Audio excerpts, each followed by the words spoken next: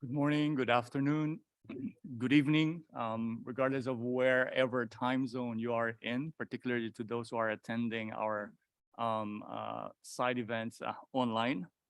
Welcome to this side event entitled Responding to Food Crisis, Three Pioneering Examples of Building Resilience Through Diversity.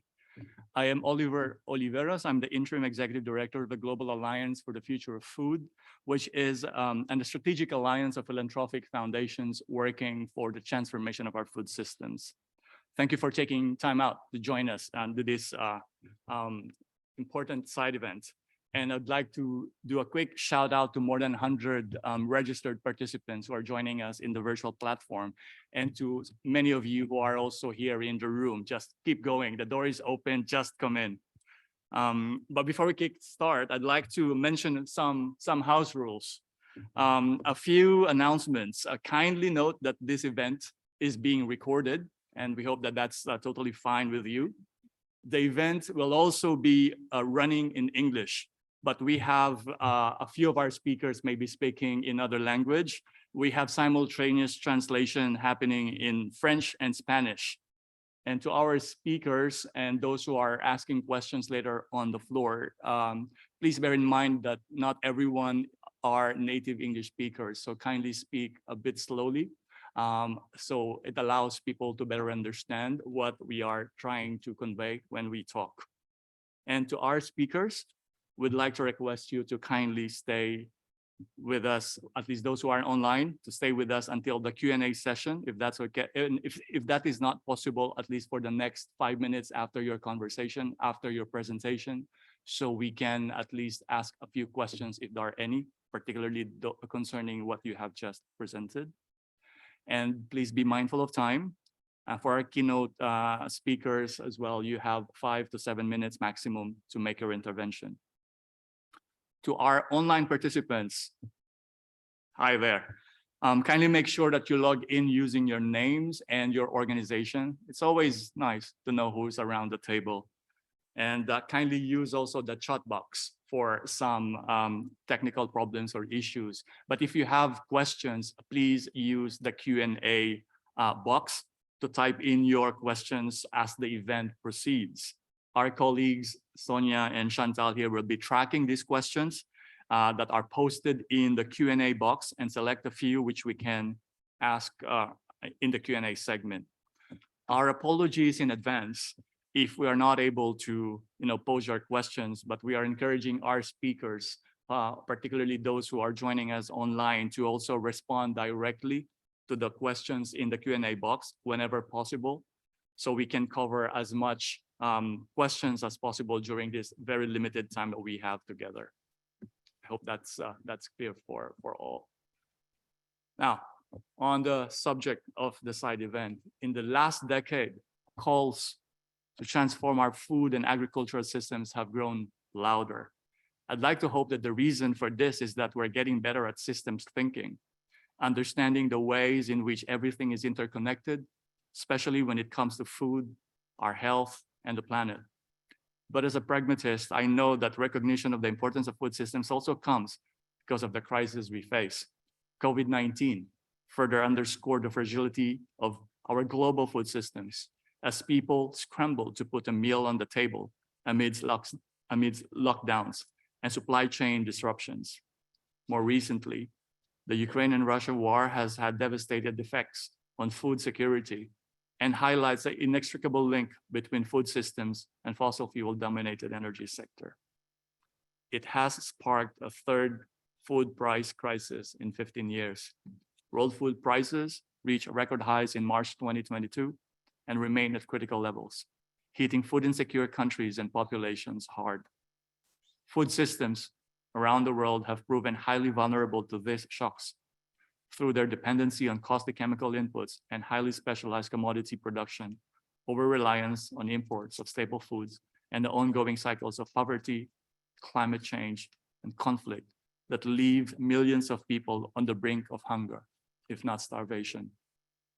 But we should not despair. Some countries rise to the occasion and take critical steps to mitigate the crisis and build resilience against future shocks. In today's CFS side event, we will highlight and uplift these examples, from farmer-managed seed systems to the replacement of chemical inputs with agroecological practices. In seemingly dark moments where bad news come one after the other, we need to have some beacons of hope, some shining light to inspire us and give us hope that indeed genuine food systems transformation takes place when diverse people, networks, and actions intersect across silos and sectors. So without further ado, let's kickstart the conversation. I'd like also to mention that we initially have three keynote speakers today, but we've received a last-minute regret from the Tanzanian Minister of Agriculture that he won't be able to join us due to last-minute changes in his schedule. We'd just like to recognize that and thank the Minister for trying to make time for us today. But let me give the floor to our first speaker, who is joining us live in Mali via Zoom, and he will be speaking in French. So to all of you out there, kindly use the language option of your choice in your Zoom account. And our speaker will talk to us about building resilience in Mali by replacing chemicals with biological inputs. Je souhaite la bienvenue à Monsieur Amadou Cheikh Traoré, conseiller technique au ministère du Développement rural au Mali. Monsieur, vous avez la parole. Merci bien, Monsieur le Président des Sciences. Moi, je suis Amadou Cheikh Traoré, conseiller technique au ministère du Développement rural. Merci de m'avoir donné cette opportunité de partager l'expérience du Mali en termes d'utilisation des intrants biologiques à la place des intrants chimiques.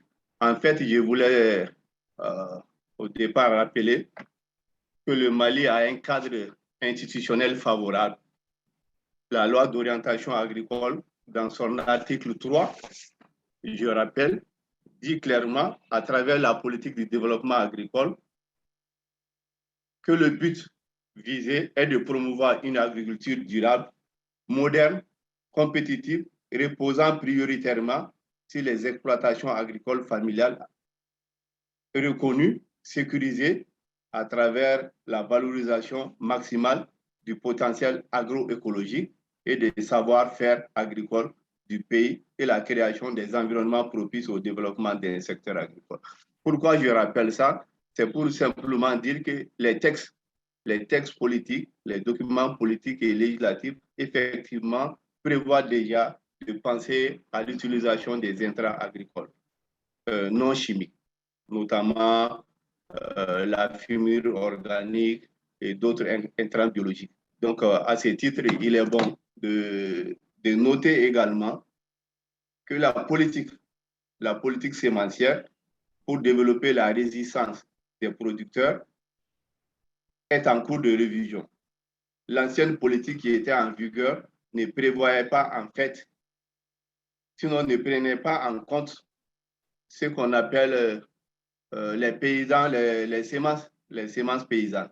Donc, on a relu, on a intégré dans la nouvelle politique les semences paysannes pour donner plus de vigueur pour pouvoir utiliser au maximum les semences d'origine végétale surtout qui sont utilisées par les paysans. Par ailleurs, je rappelle que chaque année, l'État malien accorde des subventions aux producteurs. Donc, cette année, vu le contexte, la flambée du prix des intrants agricoles liés à la guerre en Ukraine, en Europe, également la pandémie de Covid-19, donc l'État a décidé de mettre orienter la subvention vers les engrais organiques industriels. Donc, d'habitude, la grande majorité de la subvention allait vers les intrants chimiques, les engrais chimiques. Donc, cette année, on a mis plus de 60% du montant alloué à la subvention des engrais ont été vraiment accordés aux engrais organiques industriels. Ça, c'est une innovation. L'autre innovation, c'est qu'il y a beaucoup de dynamiques qui sont en cours, des initiatives qui sont en train d'être prises pour mettre à échelle les bonnes pratiques agricoles qui demandent moins d'intrants chimiques. Il est important de souligner cet aspect. Si on voit le coût des intrants agricoles, ça veut dire que quelque part, l'utilisation, si on continue à utiliser les engrais chimiques au même niveau, ça veut dire que le coût d'exploitation va être très élevé. Donc, le coût des produits va être très élevé et sans compter toutes les questions d'écologie, toutes les questions de dégradation des ressources, de pollution, etc. Donc, c'est une opportunité qui est ouverte pour aller vers une transformation en profondeur, une transformation durable de l'agriculture en allant sur les bonnes pratiques agricoles. Il y a des pratiques qui existaient déjà. Il faut les renforcer, il faut les documenter et il faut les pratiquer et continuer à les mettre à échelle. Il y a également des initiatives qui sont en cours pour élaborer une stratégie nationale de promotion de l'agroécologie. Je sais que certains pays ont déjà élaboré leur stratégie. Au Mali, la réflexion est également en cours pour pouvoir élaborer une stratégie nationale qui permet d'institutionnaliser les pratiques d'agroécologie. Donc, il y a beaucoup de centres de formation qui sont en train d'être renforcés en termes de capacité pour que les agents d'appui conseil, les vulgarisateurs qui vont sortir intègrent déjà cette notion d'agroécologie, surtout de l'utilisation maximum d'engrais organiques. Pour être complet là-dessus, il est également important de rappeler en termes de gestion de la fertilité des sols que des programmes et des projets sont en cours pour aider les producteurs, parce que la grande majorité des producteurs au Mali, quand on prend la loi d'orientation agricole, sont des exploitations agricoles familiales. Je veux dire que les exploitations agricoles familiales, les petites exploitations, constituent plus de 80% des producteurs. Donc, le reste, c'est des entreprises agricoles. C'est pourquoi beaucoup d'efforts sont consentis pour accompagner ces exploitations agricoles majoritaires qui doivent aider à faire de l'agriculture une agriculture durable, en même temps faire de l'agriculture le moteur de l'économie pour un développement durable. Donc, tous les textes législatifs réglementaires prévoient effectivement d'utiliser les engrais organiques. Donc, à ce niveau, il n'y a pas de grand problème. Maintenant, dans la pratique, comme je l'ai dit, il y a des choses qui existent. Il faut trouver des façons de les mettre à échelle, surtout des années à venir, d'accroître la production des engrais organiques au niveau des unités de façon locale et également utiliser les semences résistantes, qui sont des semences paysannes, et développer des variétés qui sont plus résilientes et qui permettent aux producteurs d'utiliser moins d'intrants agricoles, maintenir la fertilité des sols pour réduire le coût des comptes d'exploitation. Voilà rapidement ce que je voulais partager avec vous. Et la loi, je l'ai dit, la politique sur les semences, la politique sémencière est en cours de relecture. Ça va nous permettre d'intégrer beaucoup de choses pour utiliser des semences qui sont mieux adaptées à cette situation. Donc, les programmes accompagnent l'État dans ce dispositif. Les PTF ont également leur place. Donc, c'est pourquoi quand vous prenez le cadre, la loi d'orientation agricole, il y a effectivement le rôle de chaque acteur est défini. Les collectivités, l'État, le secteur privé, la profession agricole, chacun a un rôle à jouer pour la transformation en profondeur de l'agriculture de façon durable en mettant moins d'accent sur les intrants chimiques. Merci pour votre bonne compréhension. Je vous remercie. Merci beaucoup, M. Traoré. Est-ce que vous pouvez rester avec nous aujourd'hui jusqu'à la fin de la réunion? Il y a peut-être quelques questions qui pourront être posées pour vous. Alors. Il n'y a pas de souci, je suis avec. Merci beaucoup. Merci beaucoup. So we've heard soil fertility management, community-based, local seed systems. We could see all these links together. Agroecological practices often emerge as practical response to social, political, or ecological crisis faced by rural communities and rural social movements. But we will also hear today from our speaker from Mexico, supporting, as part of their response to crisis, supporting agroecological transition as part of their crisis response package. So our next speaker will speak in Spanish. So please turn on your language option button. Demos la bienvenida a nuestro segundo orador, Santiago Arguello, del Ministro de Agricultura de México. Señor, tiene 7 minutos por intervención. Gracias, Oliver. Pues muy buenos días a toda la audiencia. Esta mañana queremos compartir cómo México ha respondido justamente a la crisis en precios que hemos visto pues con inflación, no solamente en alimentos, pero en insumos agrícolas. Quisiera empezar diciendo que alineado, desde luego, a nuestro Plan Nacional de Desarrollo, en nuestro programa sectorial, en la Secretaría de Agricultura de México, el pasado 4 de mayo, el presidente Andrés Manuel López Obrador y el secretario del ramo, Víctor Villalobos, anunciaron un paquete contra la inflación y la carestía, que consiste prácticamente en 4 pilares. El primero, que tiene que ver con la producción, que es donde hemos iniciado una transición agroecológica, como ya se dijo, no solamente pensando a corto plazo en mitigar la inflación en los alimentos, pero creemos verdaderamente que es el camino hacia donde tenemos que transformar nuestros sistemas agroalimentarios para mitigar costos de producción, para recuperar nuestros suelos vivos y desde luego para tener producción de alimentos de manera sostenible como la población lo va requiriendo, sin ampliar la frontera agrícola. En esa parte me voy a concentrar más, pero también tenemos los demás 3 pilares que son importantes para la estrategia. El segundo tiene que ver con distribución, el tercero tiene que ver con medidas de comercio exterior y el cuarto con otras medidas importantes relacionadas a reservas país. En cuanto al primer pilar de producción, quiero comentar que ha sido fundamental un esfuerzo que ha hecho el gobierno de México, que ha instruido el señor presidente, para estabilizar los precios de los combustibles en el muy corto plazo, gasolina, diésel, así como poner precios de referencia para el gas LP y la electricidad. En esto, pues el gobierno ha hecho un esfuerzo extraordinario con estímulos fiscales por más de 21.500 millones de dólares, así como refrendar un programa que ya se tenía para la energía agrícola con una tarifa especial importante para equipos de bombeos, en donde también estamos recuperando pues todos estos pozos y distritos de riego que hoy con la sequía pues también los permisos de siembra se han limitado en granos básicos en particular y necesitamos optimizar este recurso agua desde luego a través sí de la tecnificación en la parcela, del riego, pero también hemos encontrado un área de oportunidad que no habíamos visto con claridad en desasolves de pozos, en renovar equipos de bombeo, motores de alta eficiencia, todo lo que nos permita reducir, optimizar el recurso agua, pero también reducir costo de producción.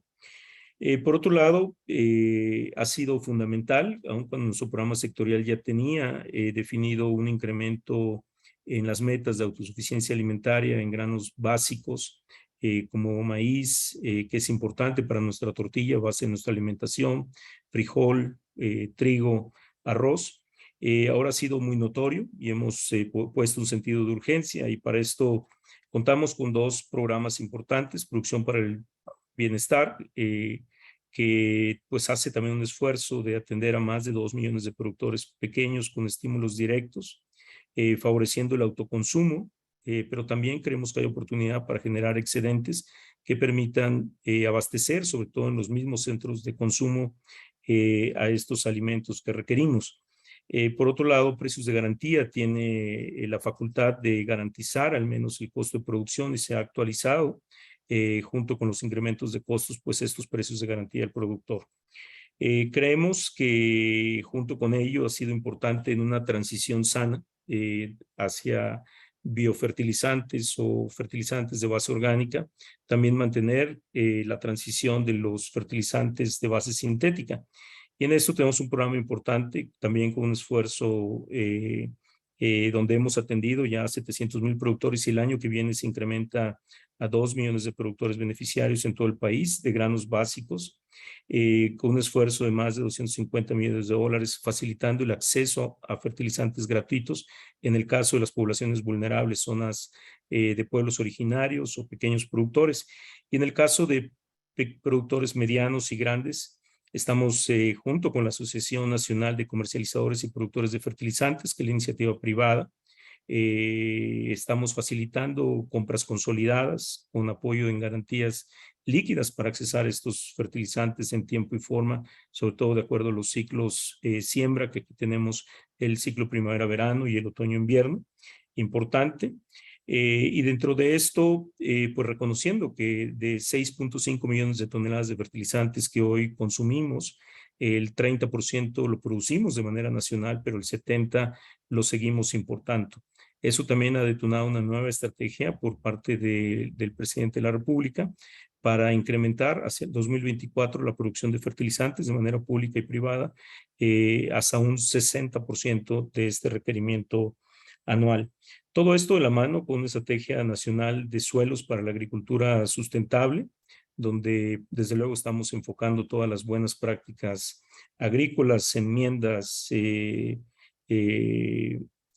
sincronizando fenotipos de semillas también resilientes a los diferentes cultivos, a su nuevo potencial productivo que hay que reconocer, de una frontera de 26 millones de hectáreas en el país. Reconocemos que hay cerca de 5 millones de hectáreas que tendrán que ser reconvertidas a su nuevo potencial productivo y en donde también estamos utilizando cultivos nativos como el amaranto, que puede ser un buen sustituto gradualmente también del trigo, y en eso tenemos una alianza con un programa de FAO, un producto, un país. Y bueno, desde luego nuestro programa nacional de semillas que busca incrementar la superficie sembrada con semilla certificada para garantizar la viabilidad y sobre todo la resiliencia pues, que el campo requiere y sobre todo los pequeños productores. Todo esto es una transición agroecológica basada en ciencia, en experiencia campesina, pero como dije, de manera gradual, importante porque nos preocupa que se nos caiga la productividad en un caso dado. Y bueno, y otras estrategias que son importantes como la distribución, que tiene que ver con esquemas de seguridad en carretera, no incremento a peajes, no incremento a tarifas ferroviarias. Por otro lado, las medidas de comercio exterior, el presidente lo ha dicho, estamos en un comercio completamente abierto para facilitar el intercambio comercial, reconociendo que hay que también llevar excedentes donde hay déficits, no solamente en el mercado doméstico, pero también en el mercado exterior. Y recientemente, el 5 de octubre, el presidente hizo un refuerzo, este paquete contra la inflación y la carestía, de nuevas medidas para asegurar que la canasta básica de 24 productos, muchos del campo prácticamente, entre pecuario, agrícola, logramos una reducción junto con una alianza privada donde se involucran a las cadenas de autoservicio. Aquí tenemos una asociación que es la ANTAD, donde están Walmart, etcétera, y con ellos poder reducir en un 8% como meta el precio de esta canasta básica en el inmediato plazo.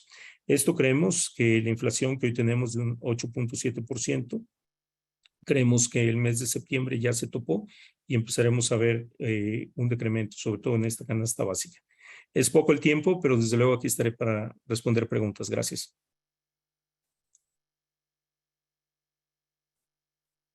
Muchas gracias, señora Gala, por compartir con nosotros la iniciativa mexicana. Could we request you to then kindly stay with us for until the end of the session as we generate and collect some of the questions from the floor.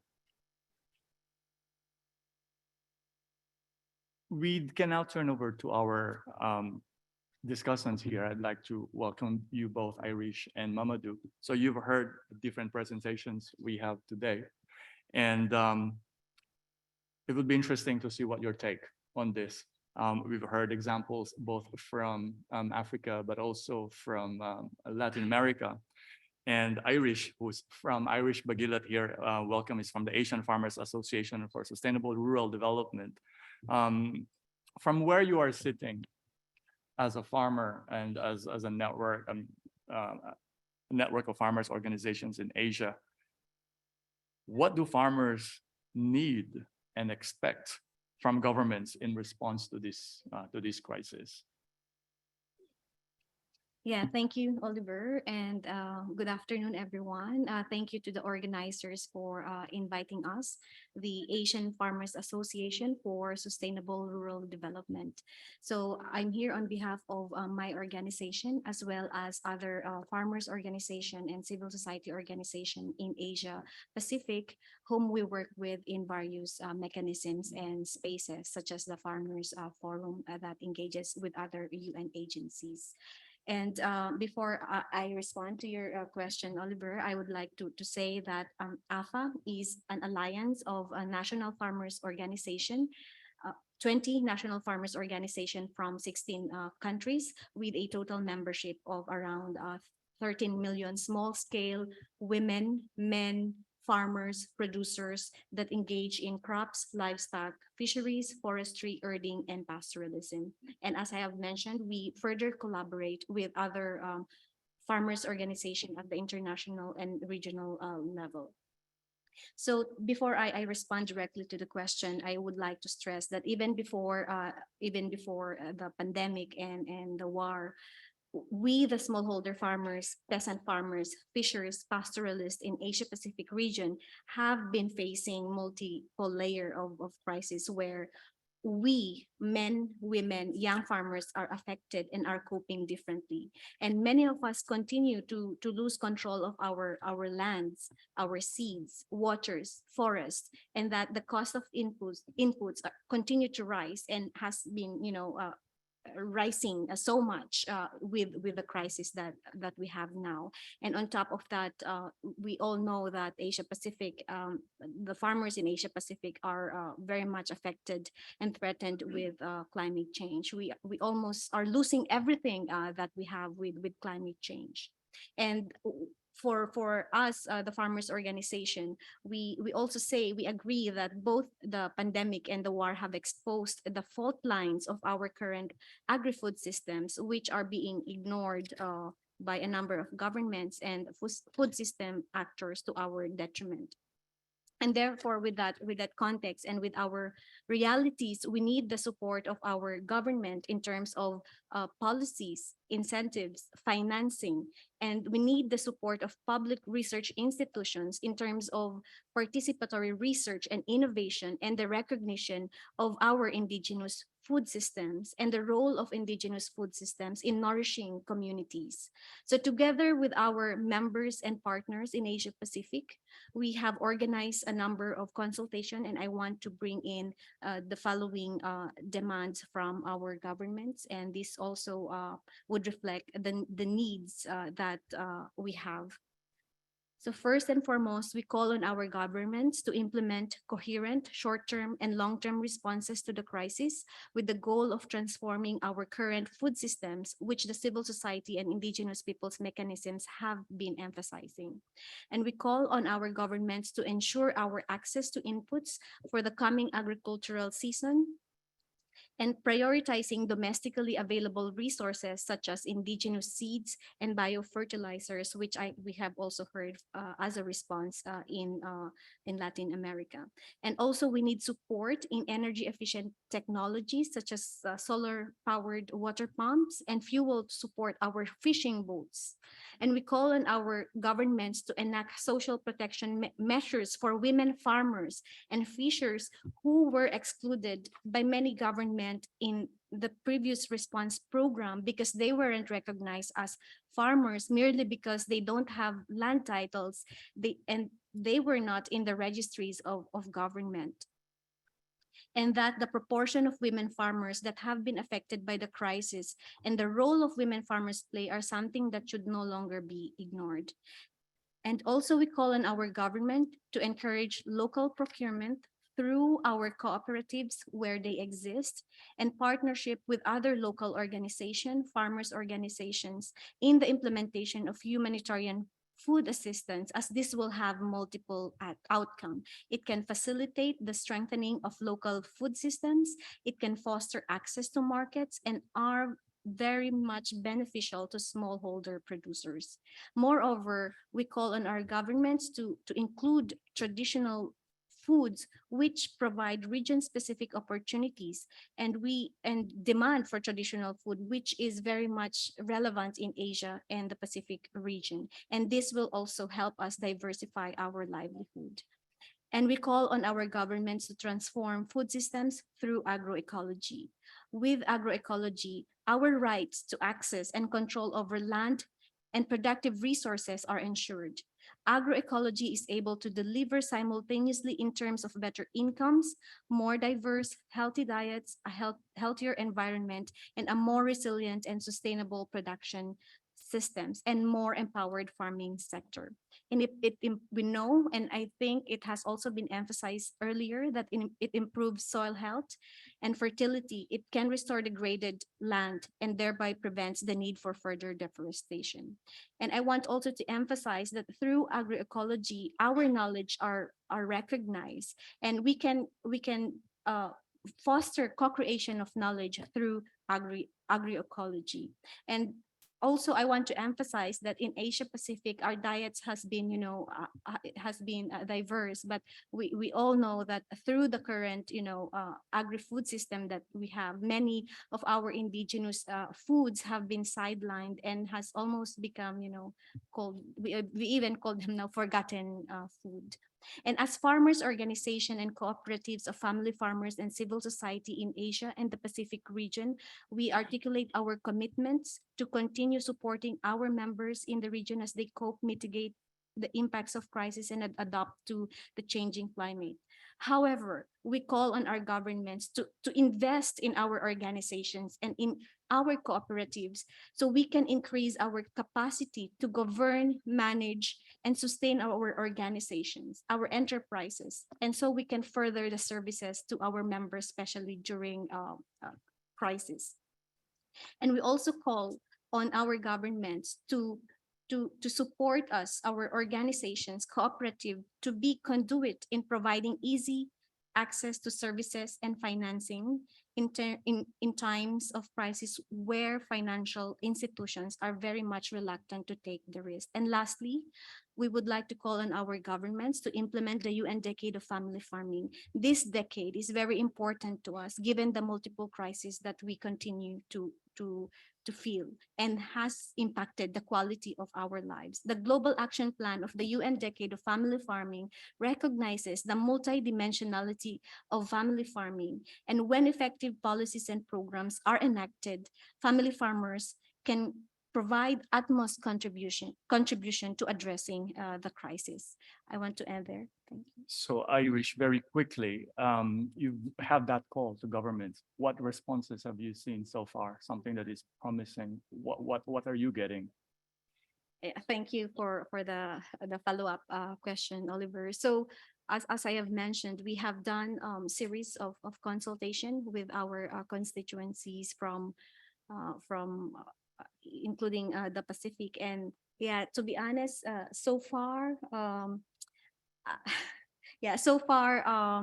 we have seen, we have seen the same response as it has been before. I mean, we are in a very different context now, but so far, the policies that we have seen, it's very much the same as the responses that we have seen in the past. It was already mentioned, subsidies to agriculture, cash assistance to farmers, and these programs, as I have mentioned, has not even impacted women farmers in many countries. However, I just want to highlight that we also have we have seen good cases. For example, in the Philippines, development agencies and local governments were able to partner or have partnered with cooperatives on food procurement and in delivering food assistance. So we do have cases where where cooperatives were able to be effective partners with government agencies. And yeah, Thank you. Thank you for sharing that. I hope we will have a little bit more time later on for others to share and ask a little bit more questions on that one. From Asia, we move to West Africa, Mamadou. Mamadou Goita of the International Panel of Experts on Sustainable Food Systems. Welcome. Content to revoir, Mamadou. You've heard the intervention from the Malian Ministry of Rural Development. Just want to have your take on what you have just heard, and can you give us a broader perspective in terms of what West African response to the food crisis is? Thank you very much, Oliver. And then we have been publishing as IPES-Food a report. Thank you. So we have been publishing a report on what we have been calling another perfect storm, trying to describe some of the structural causes of why we are having this situation so far. That is also linked to this current crisis, but also the two others that happened in 15 years. We had 3 main crises that impacted the food system. Why? Because there are these 4 structural elements that we have been highlighting. First one is the food import dependency. So we have been highlighting how those countries that are really importing food are affected by what is happening. Secondly, the path dependencies in production systems. Those are also one of the key points. The third one being the OPEC dysfunctional and speculation prone grain market. And the last one being the vicious cycle of conflict that we have, climate change, poverty, and the other element that we have been highlighting. So it's very useful, and I will advise all of you to read this report that try to just to broaden in some cases what is happening actually and what can be the way forward. Having said that, for the case of Mali that have been highlighted by Amadou Sheikh Traoré, you will see that there is really a good step that has been done by the government in terms of policies first, because the baseline for all that should be on the how the policies are really not only recognizing agroecology as a perspective, but also how it's linked to the program that exists so far. Some of the key points that I will add to what he has been saying, because he didn't have enough time to mention this is the training side.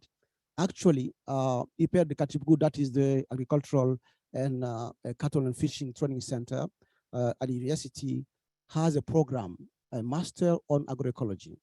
And in this matter, there are farmers who are contributors to teach to the master degree students what is agroecology and what it's based on. So this is something that is to say that it's also open academics to the perspective of agroecology in the country.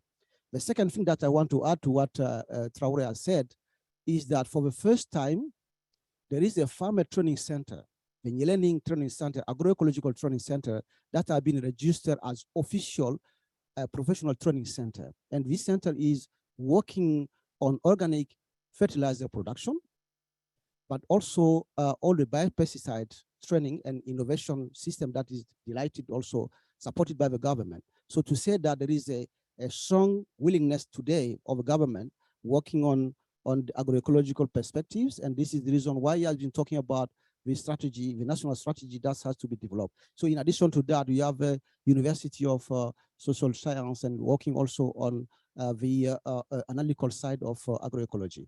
So this is something that I want to add to what Amadou said. There is a national platform that is hosted by farmers organization, and the government officials are participating to it with the parliamentarians and all the other officials also participating to that.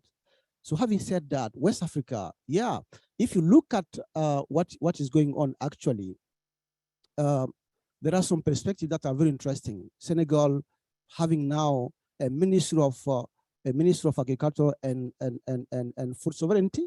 That is a new perspective that in this country. And secondly, that also the Minister of Environment is also adding ecological sustainability in its mandate, just to push it forward. In the case of Mali, but other countries, we have what we call in West Africa the 3 lines of defense.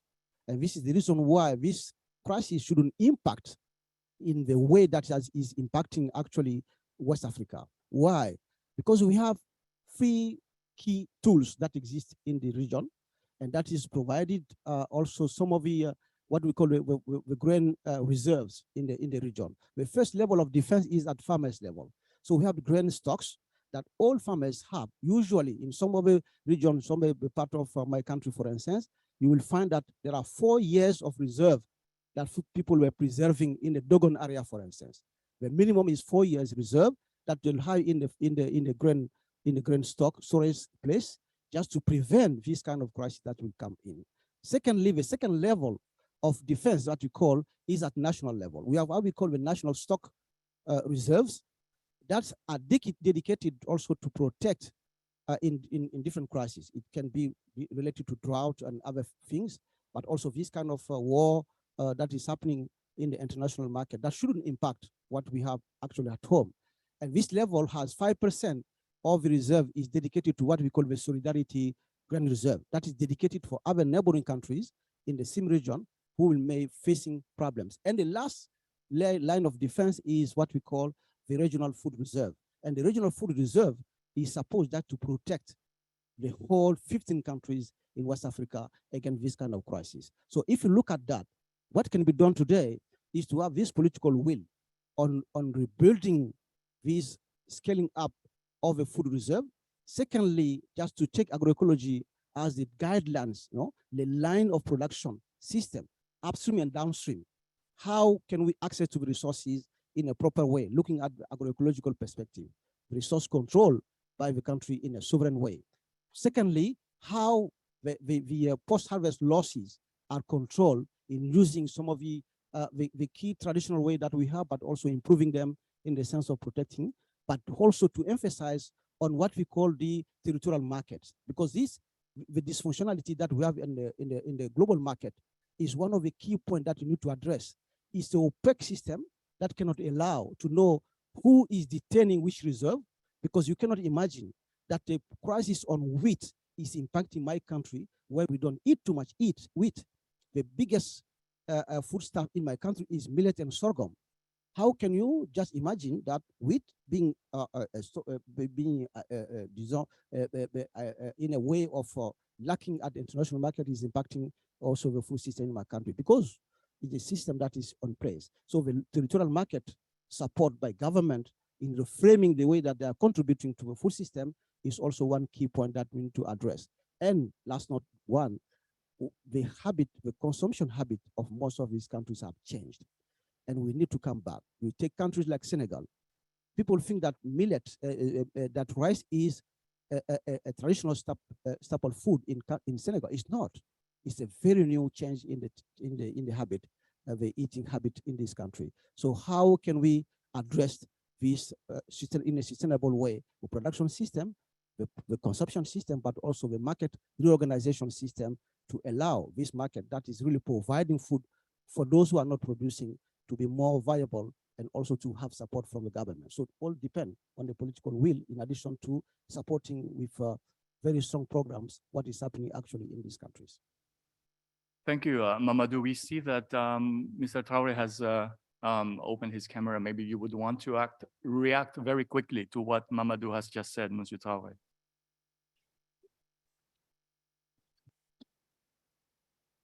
Going once? Oui, bon, c'est juste pour compléter et dire également, c'est en termes de renforcement des systèmes alimentaires, en plus de l'utilisation des engrais organiques, en plus de l'agroécologie, on doit aller vers la diversification de la production agricole. Vous voyez, le Mali a beaucoup de potentialités en termes de diversification agricole. Nous mettons beaucoup d'accent sur les productions maraîchères et nous développons présentement des techniques alternatives avec des approches comme la GIPD, gestion intégrée de la production et des déprédateurs, et d'autres schémas d'assolement en rotation, surtout quand on va dans des grands bassins de production. Nous essayons de mettre en place des systèmes de culture qu'on met en rotation et que les cultures puissent bénéficier, les cultures qui sont en tête de rotation puissent bénéficier des arrière-effets des plantes qu'on met en tête, là où on apporte beaucoup d'engrais organiques. Bon, il y a également toute une stratégie, on a ce qu'on appelle un plan national d'irrigation de proximité pour la maîtrise de l'eau. Parce que dans un contexte de changement climatique, la maîtrise de l'eau est extrêmement importante. C'est pourquoi récemment, on a adopté ce qu'on appelle la politique nationale de l'eau agricole. Parce qu'il y a de l'eau de façon générale, et la gestion de l'eau agricole a des spécificités. Donc, le plan national d'irrigation de proximité nous aide souvent à contrecarrer, sinon à faire en sorte qu'il y ait moins de stress hydrique. Surtout, nous constatons qu'avec le changement climatique, à un moment donné, une plante a besoin seulement d'une petite quantité d'eau pour boucler son cycle.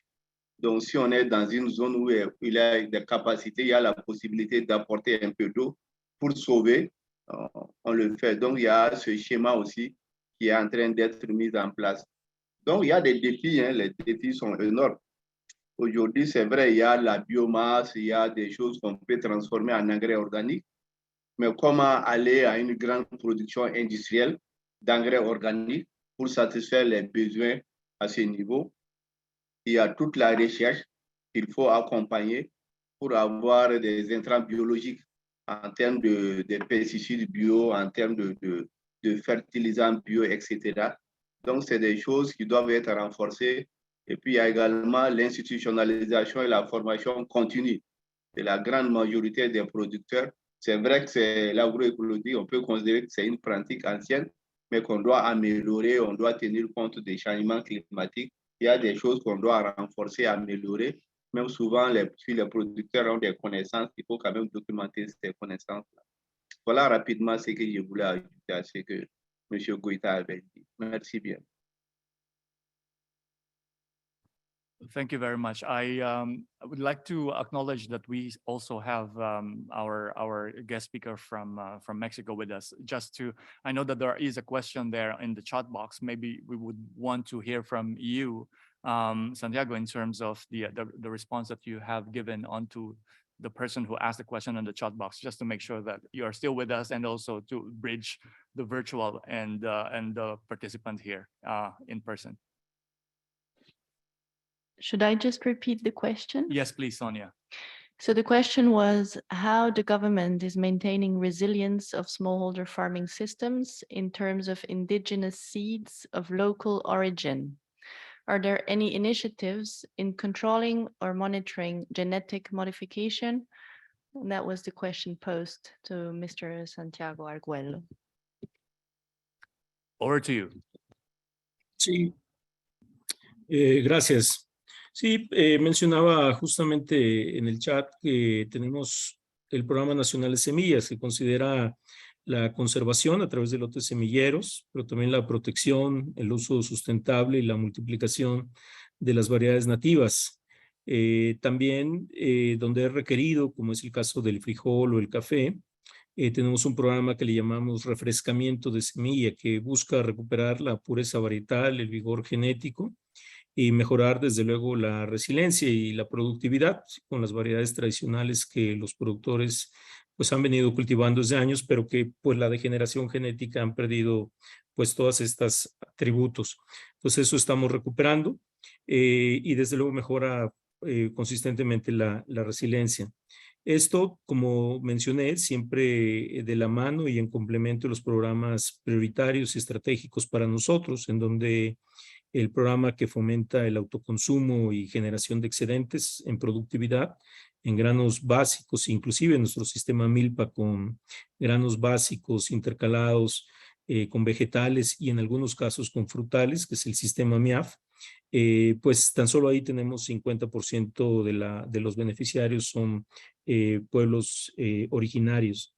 En el caso de fertilizantes es un 35%, entonces tenemos una alta incidencia como parte de nuestra política pública de atender estas poblaciones vulnerables y mejorar su resiliencia, su productividad, no solamente para su autoconsumo, pero también para generar excedentes en los mismos centros o lugares de consumo. Todo esto creemos firmemente que tiene que ser de la mano con una estrategia nacional de suelos, fundamental para mitigar la dependencia de insumos externos. Desde luego, como dije, creemos que tiene que ser gradual, no puede ser de la noche a la mañana porque se nos caería la productividad, pero en ese proceso estamos y desde luego muy apegados también a análisis de suelos. Y la última parte de la pregunta, es importante decir que en el caso de materiales relacionados a materiales genéticamente modificados, existe una ley para su regulación y monitoreo, aunque actualmente a partir de un decreto presidencial en diciembre del 2020, la producción nacional de cualquier material genéticamente modificado está prohibido. Así que creemos también que en muchos cultivos no es necesario utilizar estos materiales genéticamente modificados. Simplemente, caso maíz, por ejemplo, tenemos híbridos alineando el genotipo con el potencial productivo. Caso sureste de México, podemos incrementar o duplicar la productividad y con eso lograr nuestras metas de autosuficiencia alimentaria en el corto y mediano plazo. Gracias. Thank you very much. I'd like to call on our third discussant, Carlo Fado of Bioversity-CIAT, and he's joining us via Zoom. Ciao Carlo, grazie di essere collegati con noi. You've heard that some of the questions and some of the points being raised here are around diversity and resilience, our seeds. My question to you is, which seed policy reform is needed in Africa, for instance, in support of an agroecological transition through, let's say, farmer-managed seed system? Thank you. I think this is a really an important question, and it's not an easy one, and it takes and probably it needs to understand a little bit where we are heading with the transition towards agroecology. If we imagine systems where we have multiple crops, even for example 6-7 crops rotation schemes, you have trees on farm, maybe you have improved forages, you have staples, you have fruits and vegetables. We've heard before about the nutrition and the importance to also improve nutrition. In other words, when we want to plan for a system where that address the climate crisis, the soil degradation crisis, the nutrition crisis, and we think that diversity is an important ingredient for that, all of these require seeds. In the end, it all starts from seeds. And obviously, the seed laws and the policies affect what the farmers can or cannot do. And the majority of the seed policies, and particularly in Africa, are still geared towards achieving the goal of food security, which obviously it's a very important one. And it's very important that farmers can actually, the people, the urban, the rural population can actually eat enough food. But as we have learned, and that's probably one of the reasons of the transition, that is not enough. And each of the very different crops, each of the different trees, each of the different forage, each of the different elements that constitute the transition to agroecology needs to have good planting material. Now, the policies are not geared towards that. The policies are geared towards achieving the goal of green revolution. So they talk about replacing the traditional seeds, replacing the traditional crops. In many countries, it's still illegal for farmers to make a business out of those traditional seeds because only seeds that are registered can be traded. And that not only reduce the opportunities for the farmers to make business and to improve their livelihood, but also reduce the opportunity for the system to transition towards agroecology. So the way I see it is that the seed laws, the seed policies need to pass.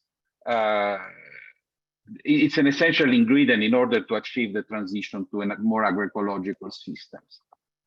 And obviously, all this needs to change. I think in many countries there are positive elements. In many countries, for example, there is recognition that the traditional seeds and the traditional culture and indigenous culture associated to biodiversity, it's something that is even in some cases constitutionally protected. There are other countries like, for example, Uganda, where farmer-based seed systems are actually recognized in the new seed laws. But that is not enough. Even examples like, for example, the quality declared seeds, which is a way to strengthen the capacity of the farmers to produce seeds. It's geared towards promoting improved varieties. As a matter of fact, one can only use a stamp of quality for quality declared seeds if they are on improved varieties and not if they are traditional varieties. And so you end up having, for example, community seed banks that are multiplying and producing seeds of improved varieties for more business orientation and seeds of traditional varieties for more spreading in the community. And one is exactly the same quality because it's exactly the same people that are making those seeds, but one can be sold with the label and the nice packaging, and the other can only be sold in baskets. And And so that's the first thing that needs to change. There is a need to recognize and to identify ways for traditional varieties and traditional crops to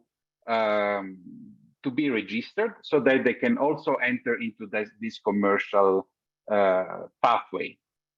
Because at the end of the day, transition to agroecology will only work if there is opportunities for improving livelihood and income, particularly in the smallholder farmers. The second element is the minor species. These are not really regulated generally, so it's a little bit of a laissez-faire. And when you discuss with policymakers, they say, yeah, but what do you want? There is no regulation, there is no restriction, the farmers can do what they want. This is not the point. The point is that if we imagine again a system that has to be commercially viable also from a certain point of view and needs to be based on the principle of more biodiversity, even those minor crops need to have quality seed of high quality.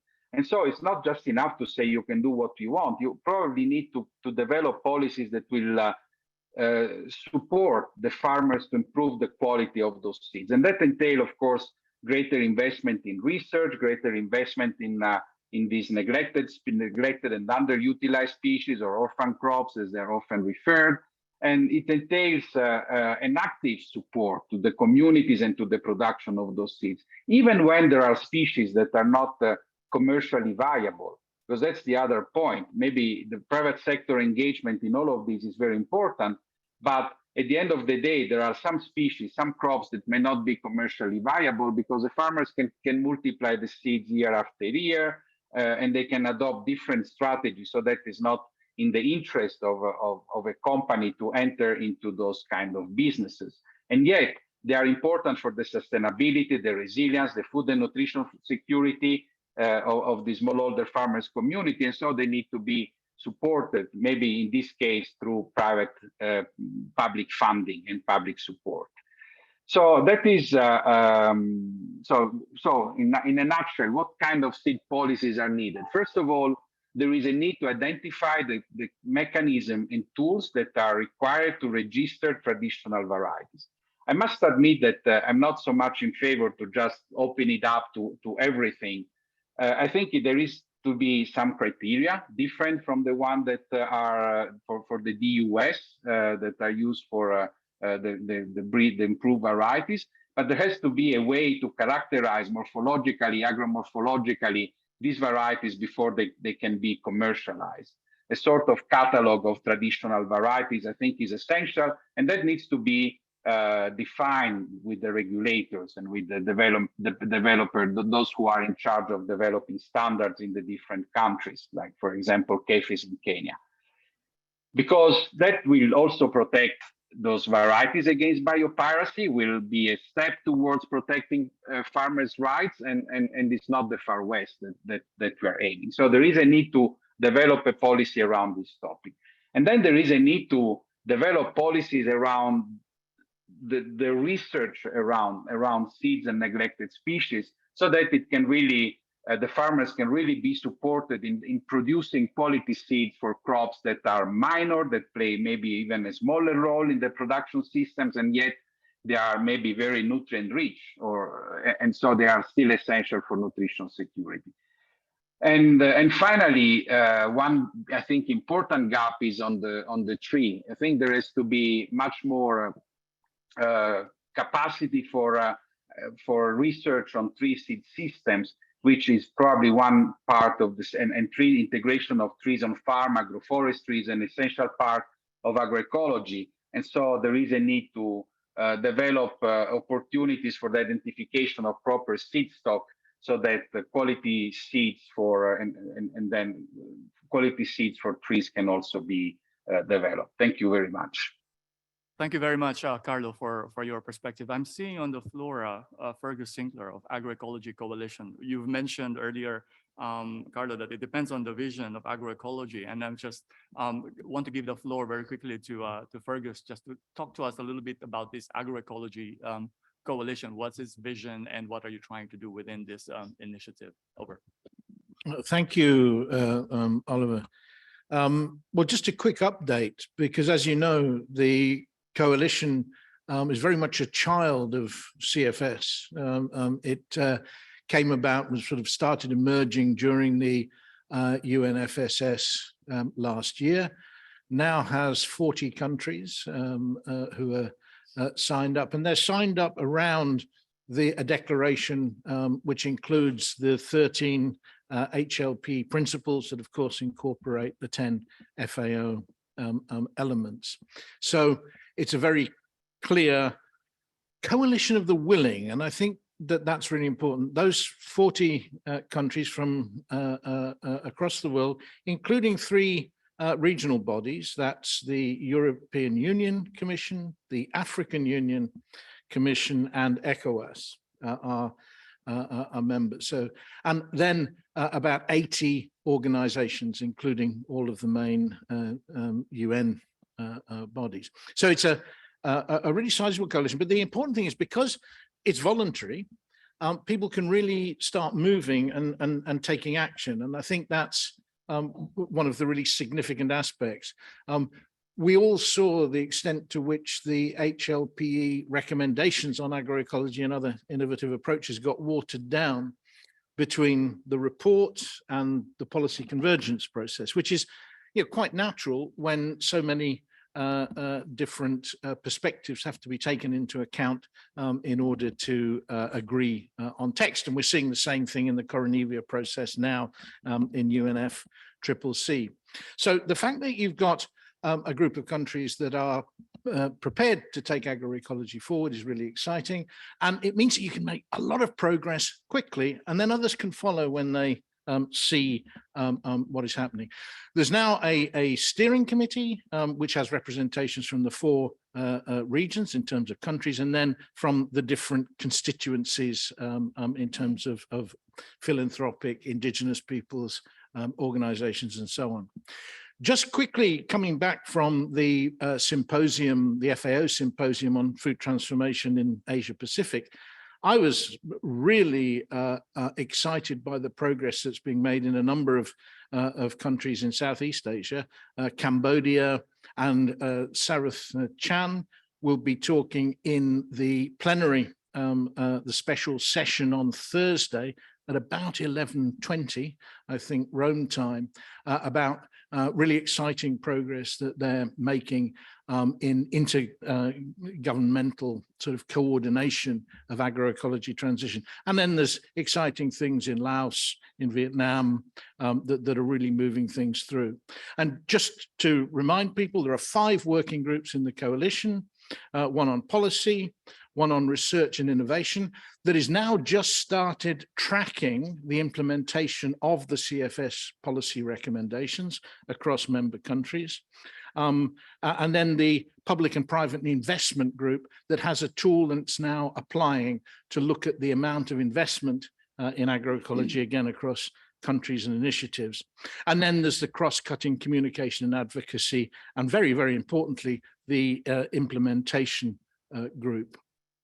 Finally, I think it's really nice to see that the evidence base, both for the interconnectedness of the global challenges that agroecology is facing, is really coming up. The paper, for example, that Charlie Outhwaite produced in Nature this year, showing how it's the intersection of climate change and agricultural intensification that causes large loss of insect diversity. And then the paper, which is really relevant for both what we heard about crop diversification in West Africa and what Carla Fado was saying about seed systems, was looking at across 30 trials, 25,000 data points across Africa and Europe, looking at how crop diversification with legumes is substituting for nitrogen fertilizer. And that really gives a solid evidence base for thinking about what is the most appropriate contribution. And Michael Fakhri, the special rapporteur on the right to food, has his first address to the UN General Assembly on the 28th of October. And his report mentions agroecology 46 times. and he recommends a just transition to agroecology as providing the way forward to the current food crisis. So there's a real lot going on, this event, I hope, will be part of what takes that forward. Thanks very much for that. And speaking of transition, let us transition now to the Q&A section of the conversation today. I think we have a couple of questions online. I'd like to call on you, Sonia. Maybe you could hear them, and if you could mention to whom those questions are addressed to, so we could proceed directly. Over. Thank you, Oliver. Yes, I would just like to mention that also in the chat, there have been a few comments, and especially towards farmer-peasant seed systems and their importance, and also the importance of consuming or consumers consuming the products stemming from such systems.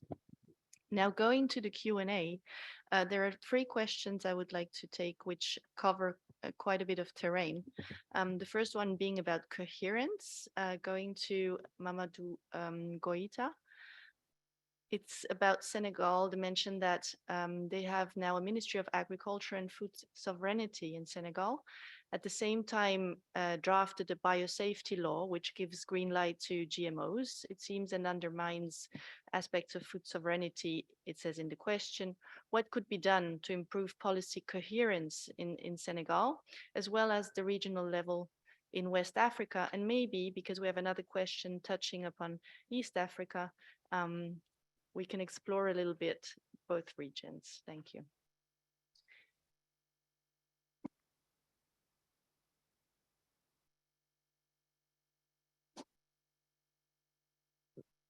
Je vais parler en français pour répondre à cette question, parce que je suis sûr que la personne qui a posé comprend bien les 2 langues famara, mais je vais réagir en français. Je crois que le cas du Sénégal est un cas assez controversé actuellement, avec beaucoup d'engagement du président de la République sur la question de l'agroécologie, parce qu'il avait dit que son programme agricole va être vraiment axé sur l'agroécologie, ce qui a été un pas important il y a quelques années pour la société civile sénégalaise, notamment la DITAES, qui est la dynamique sur la transition agroécologique au Sénégal, de miser sur un certain nombre d'événements majeurs que le Sénégal organise depuis des années, les journées agroécologiques, et de préparer des documents extrêmement importants pour le pays dans le cadre de la politique agricole de ce pays-là. Alors, on était tous surpris que le Sénégal a été considéré comme, en tout cas, un des pays champions de l'Afrique de l'Ouest en matière de défense de la transition agroécologique, et qui d'un coup, alors je rappelle aussi que le sommet régional, le forum régional de l'Afrique s'est déroulé au Sénégal en 2015 par la FAO, donc il a été aussi un point important de départ. Nous avons été surpris tous de voir qu'il y a juste quelques mois, le Sénégal qui prépare, qui relie, disons, sa loi de biosécurité et qui autorise finalement l'introduction, non seulement la recherche, mais aussi pratiquement la commercialisation des OGM dans le pays. C'est propre à beaucoup de pays africains globalement, mais aussi de l'Afrique de l'Ouest. Le Sénégal vient, et disons le Kenya vient encore de mettre le pavé à la mare en autorisant la commercialisation aussi du maïs transgénique, mais aussi d'autres choses. Donc c'est dans la même lignée, c'est cette incohérence que nous avons par rapport à l'ambition que les pays peuvent avoir dans certains cas au niveau des politiques publiques, mais qui ne se donnent pas les moyens de les mettre en œuvre. Donc, quand il y a un découplage entre la volonté politique de mettre en place une politique publique et les moyens qu'ils doivent mettre en œuvre, notamment les programmes et les projets, on assiste à ce que le Sénégal a connu aujourd'hui. Parce que la plupart de ces pays-là, de l'Afrique de l'Ouest, dont fait partie aussi le Mali, nous avons des politiques, mais en tout cas, on va demander à des États tiers de financer ces politiques publiques-là. Donc, chaque pays venant avec sa conditionnalité, et le fait aussi que par opportunisme, des rencontres, des événements de coopération bilatérale, multilatérale, les États prennent n'importe quel projet. Donc, on ne peut pas développer une agriculture dans un cadre d'un système durable avec des projets. Les projets ne sont que des outils. Mais nous avons cru pendant longtemps, en Afrique de l'Ouest particulièrement, que le projet va développer notre agriculture. C'est frustrant, c'est conditionné, et encore les résultats sont ceux que nous avons assistés aujourd'hui pour le Sénégal. Donc, il va dans une perspective extraordinaire de dynamique sur l'agroécologie, qui est en train d'organiser la société civile en train de se battre pour mettre en place les outils, mais qui tout d'un coup va autoriser les OGM qui vont complètement déstabiliser la biodiversité de ces pays-là, parce qu'on connaît la fragilité de l'écosystème sénégalais et par rapport à tout ce qui s'est passé ces dernières années, qui fait partie des pays du Sahel. Et donc, cette autorisation est en train d'être prise en charge par les sociétés civiles, mais aussi d'autres acteurs, pour voir dans quelle mesure arrêter la dynamique. Je crois que le document est allé un peu loin, mais n'est pas à un stade où il est déjà promulgué. Et donc, il y a encore de la place pour que les gens puissent comprendre. Parce qu'il y a un groupe de chercheurs qui a élaboré ce document-là. Ils ont enfreint à toutes les règles internationales en matière d'élaboration de lois de biosécurité. Parce que les acteurs majeurs n'ont pas été associés à cette élaboration. Et donc, il s'agit d'un groupe de chercheurs, je pèse mes mots, parce qu'ils sont ressortis pour bombarder le monde avec les argumentations qui ne tiennent pas.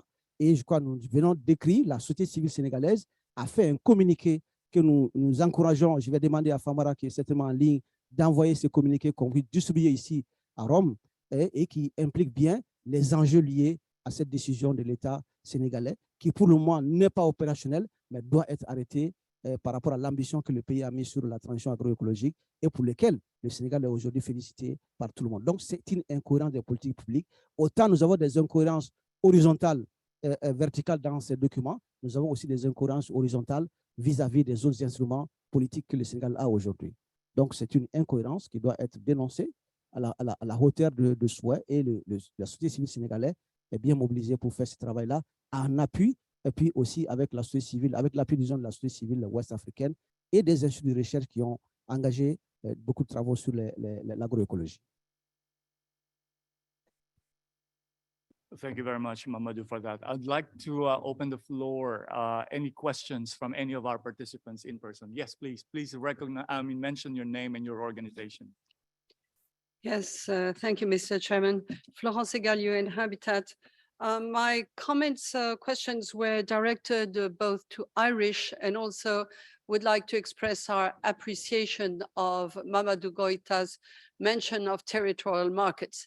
My question to Irish was whether there has been attempts to systematically couple what Mamadou was also mentioning, contacts with urban consumers to promote an increase in demand to create a market. This has worked fairly well in Ecuador or other countries. The other issue is that of cash vouchers. In many of the countries, people are given cash vouchers for social issues, nutrition program, education, whatever. Then they go and spend it in the local supermarket and it undermines the capacity of the local market. People can't sell their things any longer. So I think it would be very interesting to see how to link these vouchers with the kind you should buy local products, preferably organic, agroecological production, et cetera, et cetera. Thank you. Okay, yeah, thank you for the question. So I would respond within the context of cooperatives and how farmers cooperatives were able to link rural farmers and urban consumers. So although it differs from country to country in Asia, but there are already initiatives where agricultural cooperatives were able to initiate, have very similar concept here. We have cooperative marts, co-op marts in the Philippines, for example, and it's starting in other countries as well in Asia Pacific. So this is one way for us, farmers organization and agricultural cooperatives, to be able to actually bridge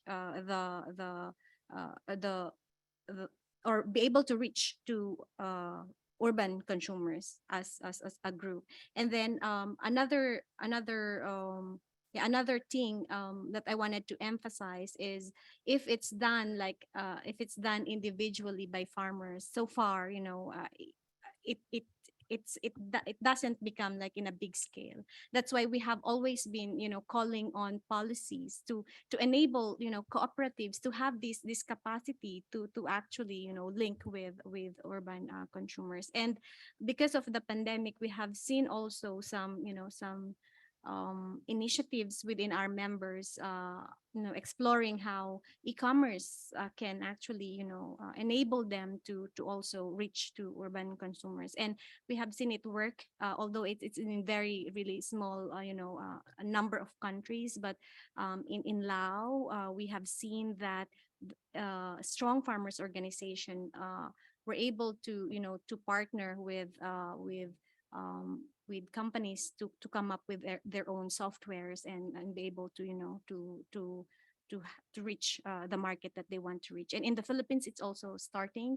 So yeah, I think e-commerce can be one tool that the farmers organization and cooperatives can take advantage of. But of course, there is the issue of control. So for AFA, we call on, strengthening, investing directly on farmers organizations so they can take advantage of the available tools to reach the market.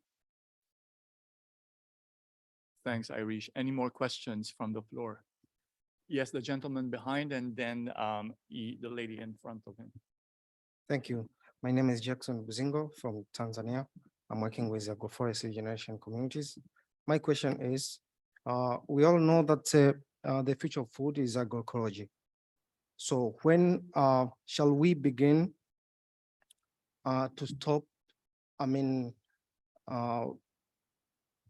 to grow food by using poison, chemical fertilizers, pesticides, because they contribute a lot in soil degradation. I cannot mention some countries, but in my country, for example, Tanzania, it contributes a lot, and I know in some countries as well. So my question is that, when shall we start to work with nature? Thank you.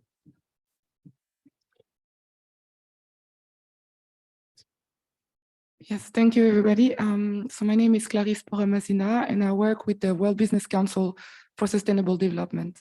My question is regarding the comments on developing crops that are not necessarily commercially viable if they are good for the environment, for people, and for healthy health outcomes. I was just wondering, what is the role of true cost accounting when we produce food? And how do you ensure that these negative externalities that some of these crops have are included in the final price, so that the healthier and more sustainable crops are more accessible? And how can policy help enable this? Thanks. Thank you. I think, Carlo, the point that you made about orphan crops and those that are not, would you like to give it a go, this question on the true cost accounting, and any comment on the gentleman before the question? Yeah, I mean, I think that the true cost accounting could be a mechanism, and I'm actually working on an initiative on the nature positive agriculture where the true cost accounting is part of it. So I had quite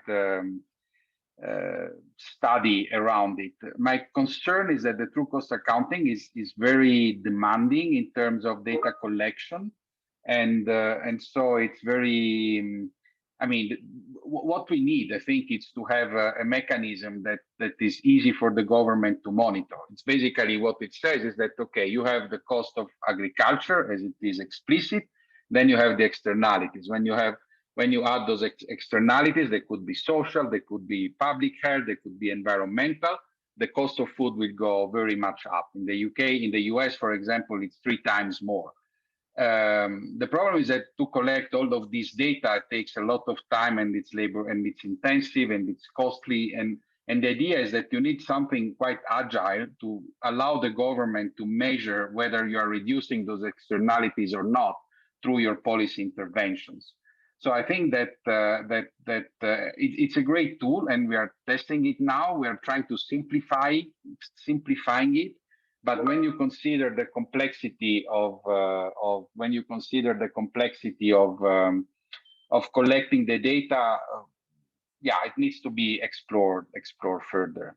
And I think that the orphan crops, the neglected and underutilized species, whatever you want to call them, need to be part of a revived research agenda which needs to be participatory, which needs to involve the farmers and the indigenous communities, because they are the one that hold the knowledge around those crops and around those systems.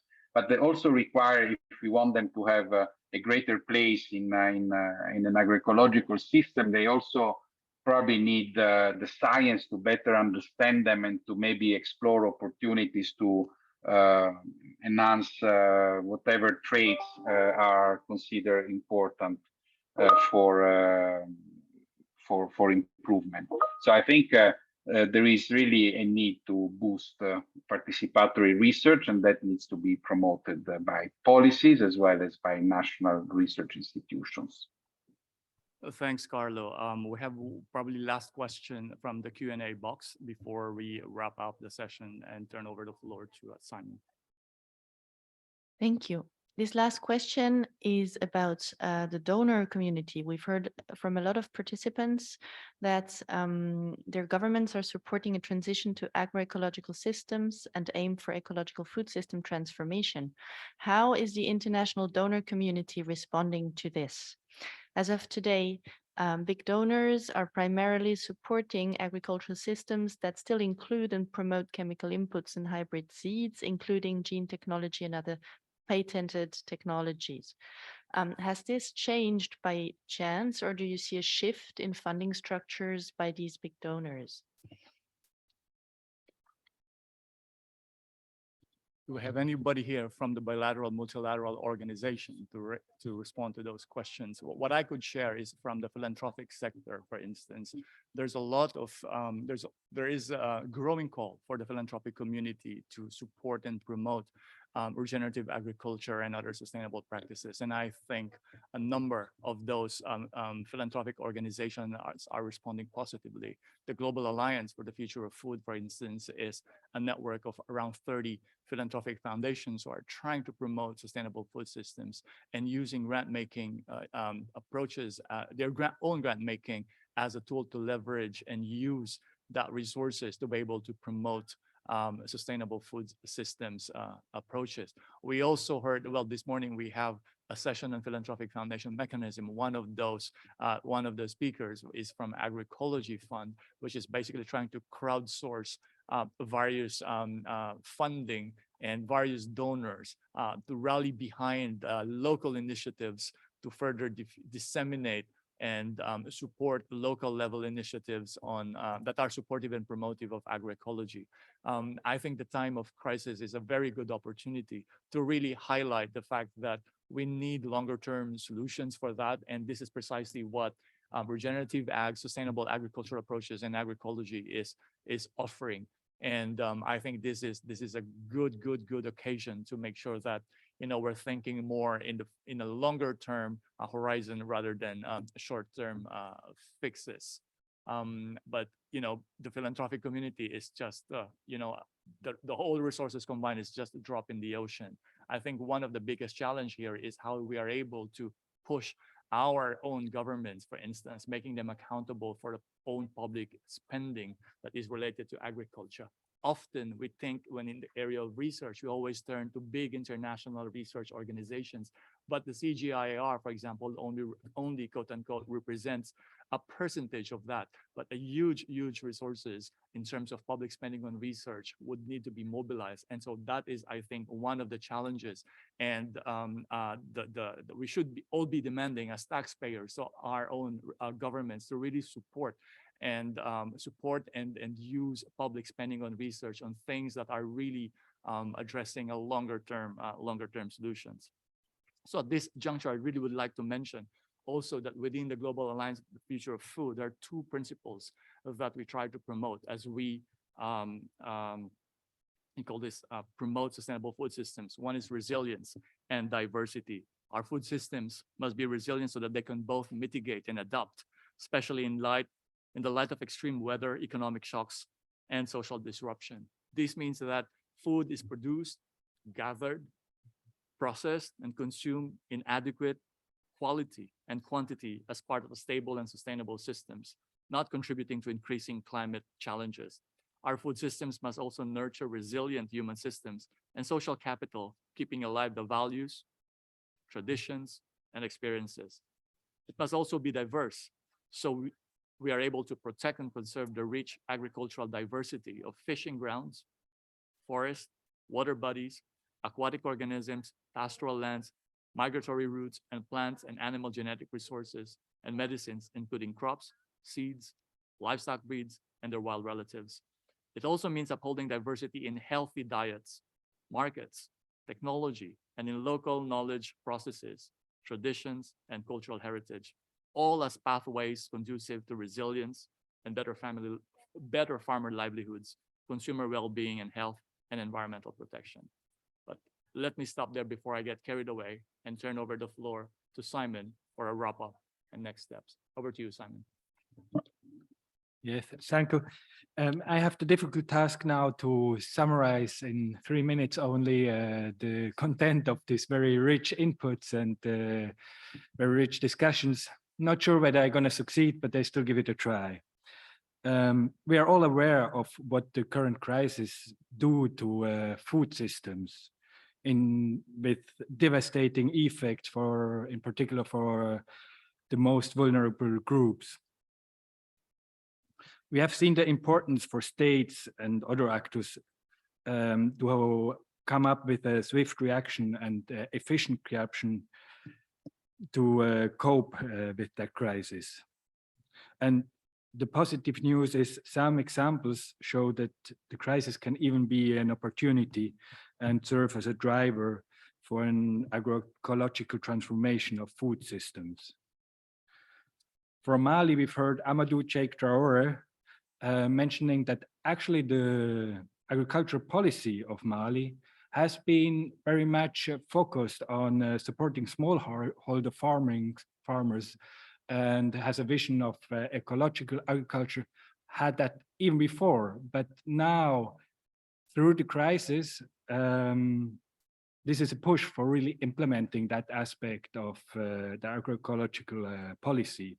And for instance, on a very concrete level, they are now moving away from subsidizing synthetic fertilizer and shift towards organic fertilizer, or to promote more agroecological practices.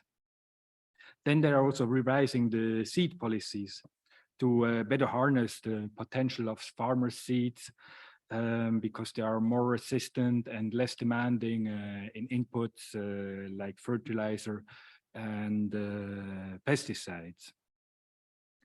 Then from Mexico, we saw in the input from Santiago Aguela that in Mexico, there was kind of a mix of 2 levels. On one side, there were very fast and effective reactions to help to cope with the short-term effects of the crisis. So they had measures to buffer the shocks of the prices of fuel and fertilizer, for at least for the small-scale farmers. But at the same time, they also work on getting less dependent on this input and make the whole system more resilient for future crises. And he showed how important it is to have this mix of intervention levels. On this level, like he also mentioned, like the importance of organic fertilizer, and also again the importance of resilient seeds. In particular, like of native crops that are more resilient again than the usual 4 to 6 very intensively cultivated crops that dominate the world. Like in the discussion, we've seen that the high prices we observe for food is also obviously a chance for better income for farmers. At the same time, there are also high input prices, which is a problem for farmers, but at the same time can be an incentive to move away from synthetic input-driven systems of agriculture towards more agroecological agriculture, and give a comparative advantage to farmers who actually do practice these new approaches. But this potential, it will not come automatically. We need interventions from states and others to actually harness that potential. And very important is that states also adapt their policies and implement them effectively. And then we need also to support small scale farmers, so they can have a more interesting access to the market for them, and also build their capacity not only to practice better agroecological practices, but also build their capacity to get the strength to actually have a say in the policy in their countries. So that would be very important for agroecological transformation, because you can't do it for the farmers, but you have to do it with the farmers, or the farmers have to be supported to actually do it. Then we were repeatedly reminded of the importance of seeds, because everything starts with the seeds. We don't have agriculture without seeds. And at the same time, the kind of seeds we cultivate is very decisive for the kind of agriculture we're doing. So with the seed we're planting, we're deciding how much fertilizer, how much pesticides we're going to need. And what was also said, like it's important that the states engage more in seeds and not just leave it to the big companies, but that they also, for instance, in particular when it comes to these neglected or minor species, that they give some support for them, and even more important, that they revise their policy to give more room to farmer seeds.